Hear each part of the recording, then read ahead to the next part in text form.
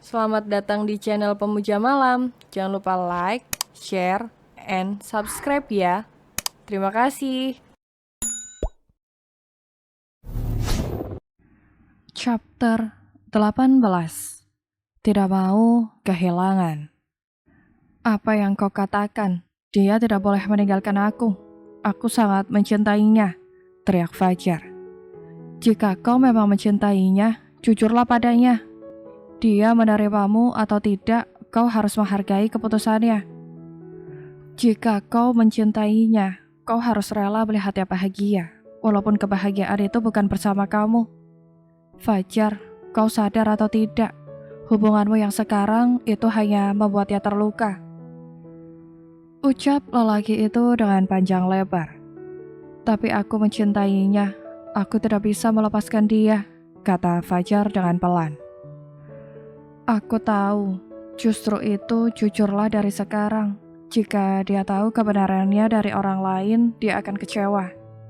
Tapi jika dia tahu dari kamu sendiri, kemungkinan besar dia mau memaafkan kamu dan mau menerima kamu, ucap lelaki itu. Tidak, aku tidak bisa. Jika aku jujur, dia pasti akan pergi. Dia terlalu mulia untuk menerima aku yang hina, bentak Fajar. Kamu jangan pesimis. Aku yakin Senja tidak sekejam itu. Jujurlah padanya, dia pasti bisa mengerti, kata lelaki itu. Tidak, aku tidak akan jujur padanya. Aku tidak mau kehilangan dia, teriak Fajar sambil membanting ponselnya. Lemparannya cukup keras hingga membuat layar ponsel itu retak parah. Geram Fajar sambil menjambaki rambutnya dengan kasar. Ia terduduk lesu di lantai, menunduk sambil tetap memegangi kepalanya. Kenapa hidupku harus seperti ini? Aku tahu aku salah. Tapi hukuman ini terlalu berat untukku, ucap Fajar dengan nada yang bergetar. Senja, aku harus menghubungi dia, kata Fajar sambil beranjak dari duduknya. Ia mendengus kesal saat meratap ponselnya yang mengenaskan, lalu ia berjalan keluar ruangan. Dani, panggil Fajar pada sekretarisnya. Iya pak, jawab Dani sambil menoleh. Pinjam ponsel kamu, kata Fajar. Ini pak, ucap Dani sambil mengulurkan ponselnya. Fajar menerima ponsel itu dan mulai menghubungi Senja. Dan lagi-lagi ia menggeram kesal saat mendapati nomor Senja sedang tidak aktif. Aku akan pulang, batalkan semua jadwalku hari ini, kata Fajar sambil meletakkan ponsel Dani ke atas meja.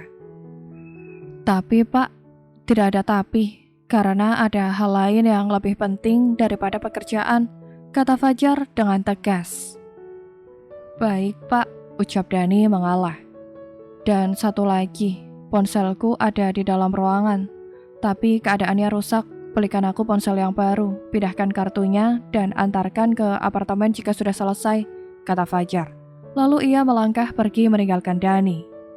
Fajar mempercepat langkahnya menuju ke parkiran. Ia bergegas naik ke mobilnya dan melajukannya dengan cepat. Tujuannya adalah apartemennya. Ia ingin memastikan jika Senja baik-baik saja di sana. Sekitar setengah jam kemudian, Fajar tiba di halaman apartemen. Ia memarkirkan mobilnya begitu saja dan dengan cepat berlari menuju apartemennya. Dengan tidak sabar, Fajar membuka pintunya. Senja, sayang, kamu di mana? Teriak Fajar sambil melenggang masuk. Senja, Senja, Fajar terus berteriak sambil melangkah menuju ke kamarnya.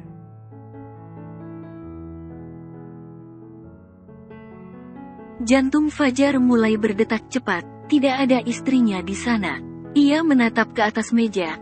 Tas selempang kecil milik Senja yang biasa diletakkan di sana kini tidak ada.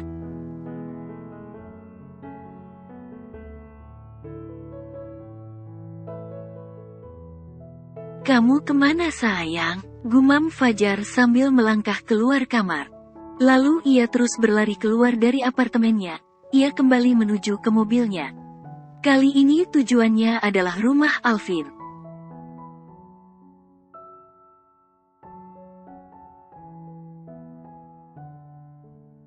Fajar melajukan mobilnya dengan kecepatan tinggi.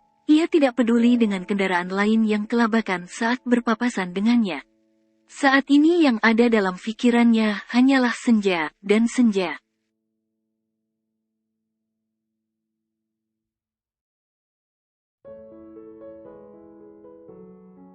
Tak membutuhkan waktu lama, akhirnya Fajar tiba di depan rumah Alvin. Ia bergegas turun, dan berlari menuju pintu. "Vin, Alvin, Vin," teriak Fajar sambil mengetuk pintu rumah Alvin. Namun tidak ada sahutan dari dalam, bahkan hingga Fajar mengetuknya berkali-kali.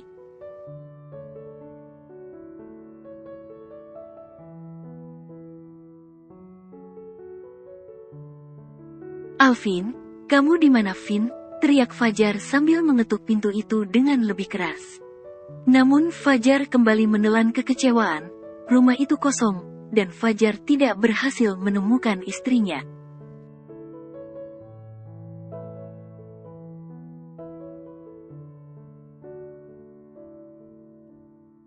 Fajar berlalu pergi dengan langkah gontai. Ia tak peduli dengan terik mentari yang cukup menyengat. Fajar kembali masuk ke dalam mobilnya.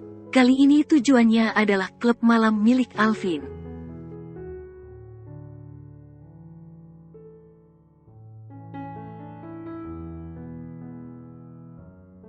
"Semoga kamu ada di sana, sayang. Maafkan sikapku tadi, tolong jangan pergi dari sisiku," ucap Fajar sambil melajukan mobilnya.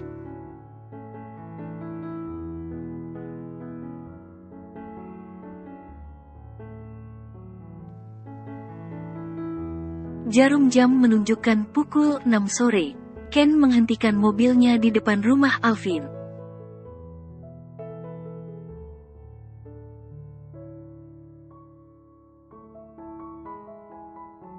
Sebenarnya dokter menyuruh Senja untuk pulang esok hari, namun ia ngotot meminta pulang hari ini juga. Dan alhasil ia keluar dari rumah sakit petang ini.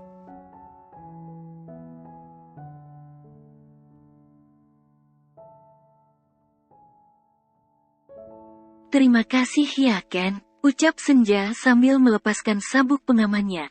"Iya, ayo kuantar," kata Ken.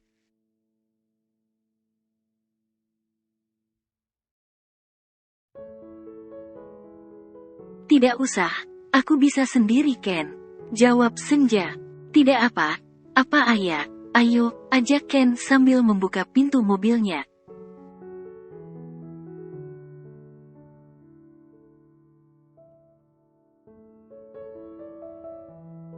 Tidak ada pilihan lain, akhirnya Senja menerima tawaran Ken untuk mengantarnya sampai pintu.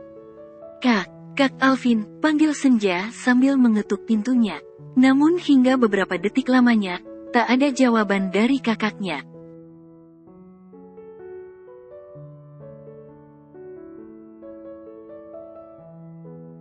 "Mungkinkah Kak Alvin sudah pergi ke klub?" tanya Ken. "Tidak mungkin, ini masih sore," jawab Senja.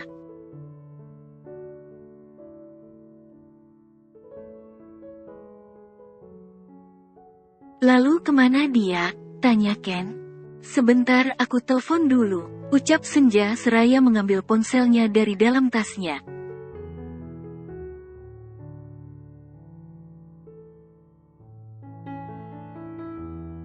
"Ah, mati lagi," gerutu Senja dengan kesal. "Kenapa?" tanya Ken.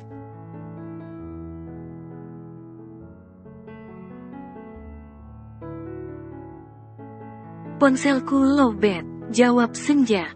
"Pakai ini saja," ucap Ken sambil menyodorkan ponselnya.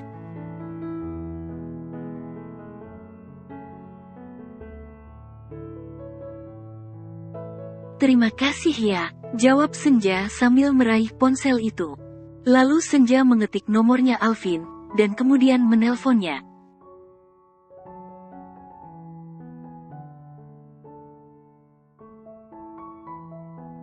"Halo Kak Alvin di mana?"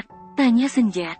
"Oh, begitu. Ya sudah, aku tutup ya teleponnya," ucap Senja setelah mendengar jawaban dari kakaknya. Ia menyerahkan ponsel itu kepada Ken dengan raut wajah yang lesu.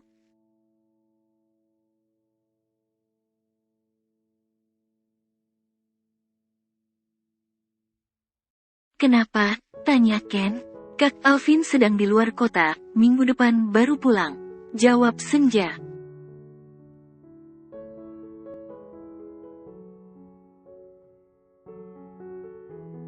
Kalau begitu ayo kuantar ke apartemen, ajak Ken sambil menatap Senja. Senja diam tak bersuara, ia hanya menunduk sambil menggelengkan kepalanya.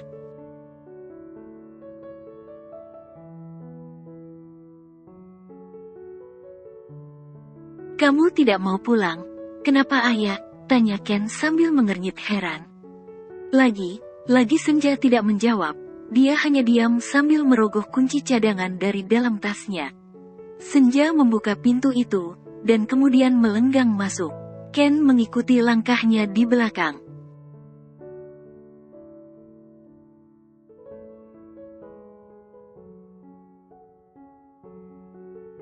Kamu pulanglah Ken. Terima kasih sudah mengantarku, kata Senja sambil menyalakan lampu ruang tamu. Kamu sedang bertengkar dengan suamimu? Tanya Ken.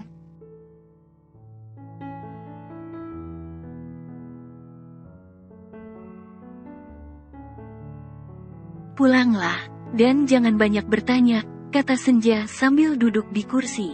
Namun bukannya menuruti perintah Senja, Ken malah duduk di sampingnya. Ia menatap Senja lekat.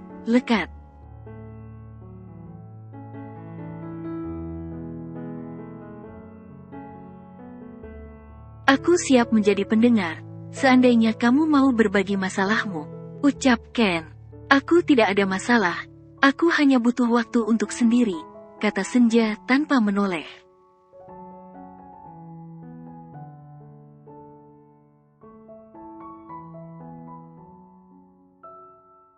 Tidak ada gunanya kamu berbohong, karena aku sangat mengenalmu ayah, ucap Ken. Senja terdiam cukup lama. Ia merasa dilema dalam hatinya. Sebenarnya ia ingin menyimpan masalahnya sendirian, tapi itu cukup berat.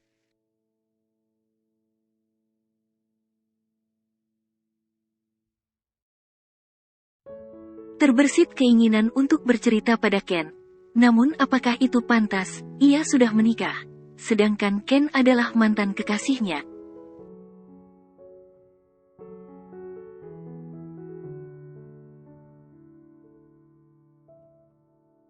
Aku tahu Kak Fajar dan Adara memiliki hubungan yang dekat, 5 tahun lebih mereka bersama. Tapi sekarang Kak Fajar sudah menikah denganku. Bukankah salah jika ia masih terbelenggu dengan masa lalunya?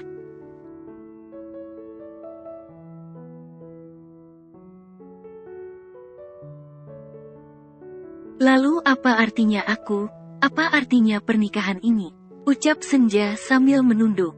Setelah cukup lama terdiam, akhirnya ia memutuskan untuk bercerita pada Ken.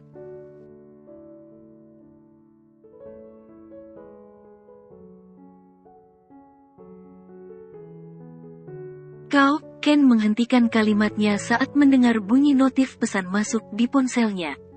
Ia membuka pesan itu, dan kemudian membacanya.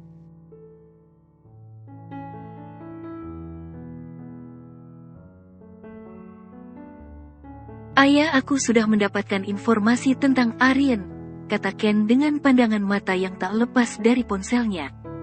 Benarkah?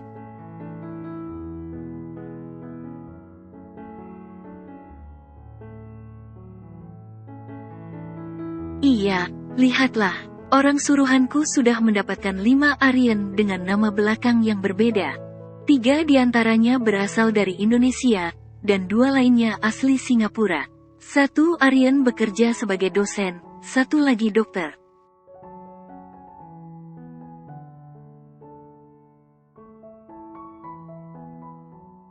Terus yang ketiga sebagai guru SMP, keempat sebagai desainer, dan yang terakhir sebagai buruh biasa.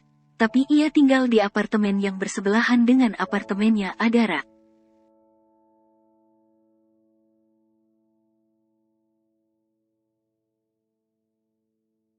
Kata Ken dengan panjang lebar, seraya menunjukkan layar ponselnya pada Senja. Lalu yang kita cari Aryan yang mana? Tanya Senja.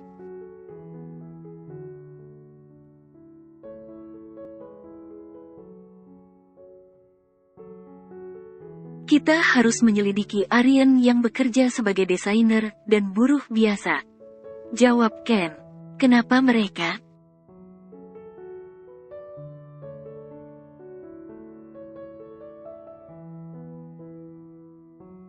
Ayah, kau masih ingat kan?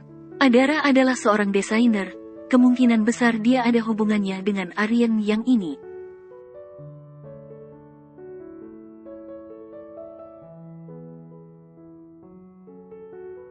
Dan untuk Aryan yang buruh, dia seorang buruh biasa, tapi ia tinggal di apartemen yang mewah. Itu cukup janggal, Ayah, dan lagi apartemennya berada tepat di sebelahnya Adara.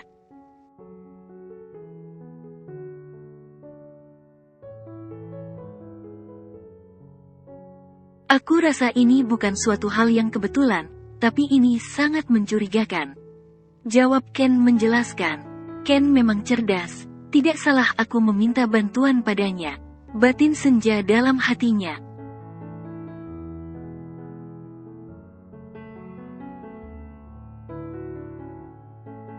Di tengah hening malam, di bawah guyuran hujan yang deras, sesekali petir menyambar, menggelegar memekakkan telinga. Seolah alam ikut melukiskan apa yang dirasakan Fajar saat ini. Resah, gelisah, kelam, dan mencekam, itulah yang berkecamuk dalam hati Fajar.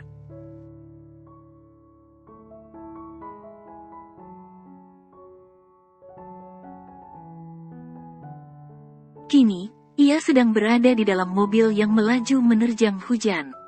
Jarum jam sudah menunjukkan pukul 11 malam. Tetapi ia belum juga menemukan sosok istrinya.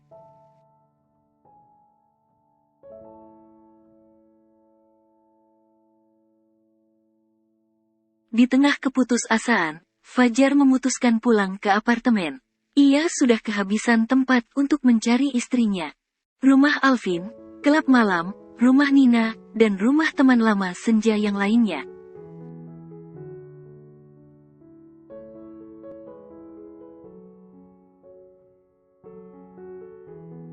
Semua sudah ia datangi, tetapi hasilnya nihil, tidak ada satupun yang tahu di mana istrinya berada. Fajar sudah berjam-jam mengelilingi jalanan di pusat kota, berharap mendapati sosok istrinya di salah satu tempat.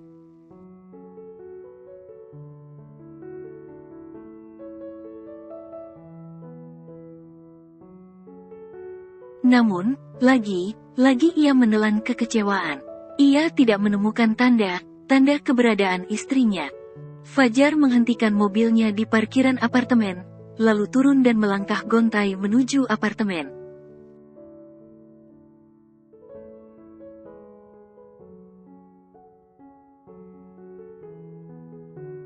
Tak hentinya bibir Fajar memanjatkan doa, mengharap keajaiban dari Yang Maha Kuasa.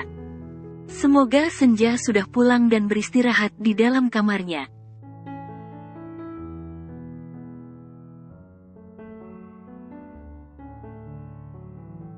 Dengan jantung yang berdetak cepat, Fajar membuka pintu apartemen. Gelap, hanya kegelapan yang menyambutnya. Tidak ada nyala lampu sama sekali.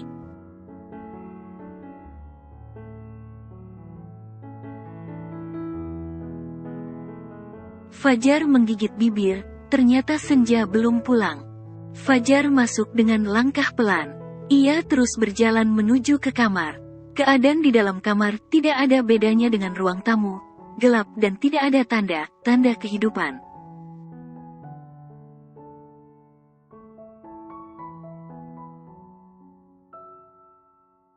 Lalu Fajar menyalakan lampu dan menatap setiap jengkal ruangan. Tidak ada yang berubah, masih sama persis dengan tadi siang.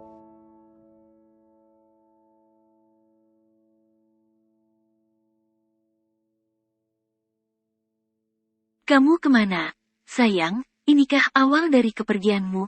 Fajar bergumam sambil terduduk lesu di sofa. Ia menunduk sambil memegangi kepalanya.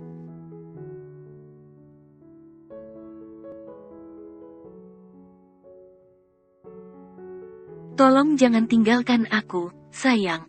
Aku tahu kamu kecewa dengan sikapku, tapi aku melakukan semua ini demi kamu. Aku tidak sanggup untuk mengatakan yang sebenarnya, Aku takut kehilangan kamu.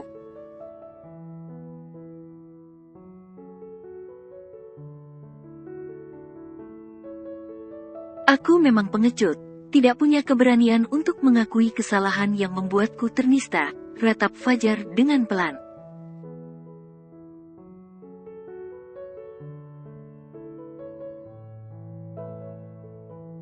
Kembalilah, senja, tetaplah di sisiku hingga ujung usiaku. Fajar menutup wajahnya dengan kedua tangan. Cukup lama Fajar tenggelam dalam kesedihan. Kilasan balik tentang kehidupannya di masa lalu putar dalam otaknya.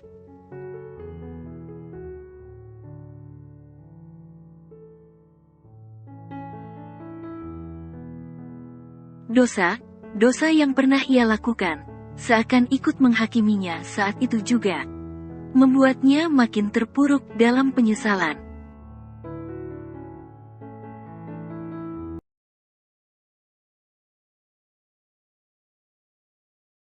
Kini kehidupannya hancur, akibat kesalahan fatal pada hari lalu.